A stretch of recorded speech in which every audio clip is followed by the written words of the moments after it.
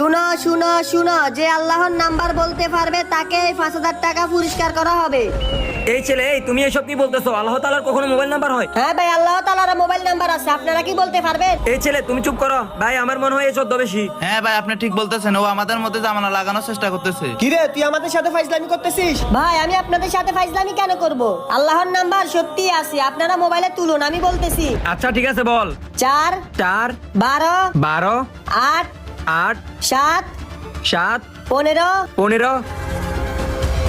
কিরে, ফোনে তো ঢুকতেছে না। ভাই আপনারা মনে হয় আমার কথা বুঝতে পারেন নাই। আচ্ছা বলুন তো, মানুষ আল্লাহর সব থেকে কাছে কখন যায়? আরে এটা না জানার কি আছে, নামাজের সময় যায়। ভাই তাহলে শুনুন, 4 মানে ফজরের 4 রাকাত, 12 মানে জোহরের 12 রাকাত, 8 মানে আসরের 8 রাকাত, 7 মানে মাগরিবের 7 রাকাত, আর 15 হচ্ছে এশারের 15 রাকাত। সুতরাং নামাজের মাধ্যমে আল্লাহ তাআলার সাথে যোগাযোগ করতে পারবে। ভাই এ তো ঠিক বলছে, আল্লাহ আমাদের সঠিক বুঝার তৌফিক দান করুক। ভিডিওটি ভালো লাগলে কমেন্ট করুন।